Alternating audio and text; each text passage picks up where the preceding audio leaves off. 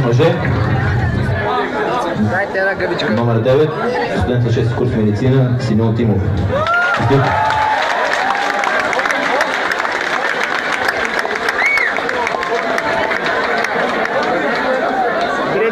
Наградата е ваучер за пазаруване в Гранд Мола на стойност 100 лева.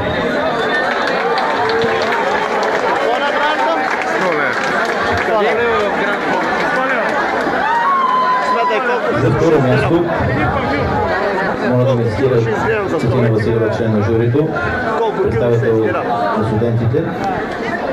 За второ място мъже, номер 1, Георги Кулчев.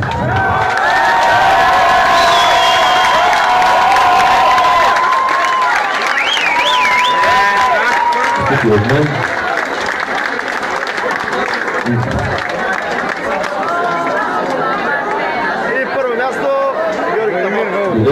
Първо място, искам да кажа.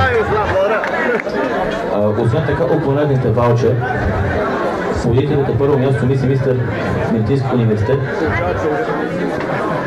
имат правото, ако съгласни, разбира се, да участват на курс мис и мистер академика, организирано от Националното представителство на студентски съвети, което ще се проведе идната седмица в София.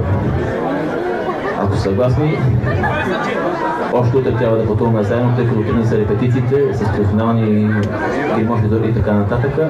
Но в четвъртък е самото състезание и се надявам да представим университета достойно.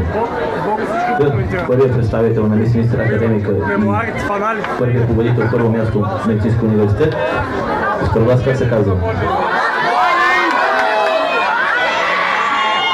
Владимир Голов.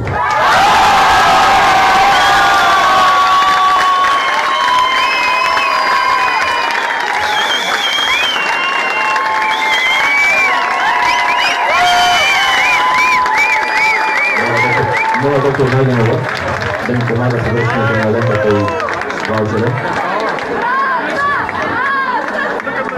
Благодарим също, че се съгласи да бъде член на нашото жури.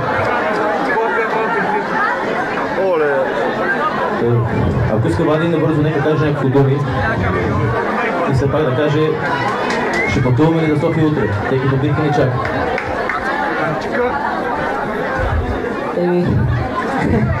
Първо ще гледаме прогнозата за времето. Ако няма преваляване от сняг, ще идем към София.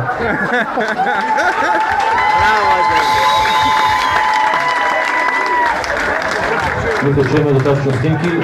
Поздравления първите победители от МИСТър Медицински университет. Благодаря, момчета.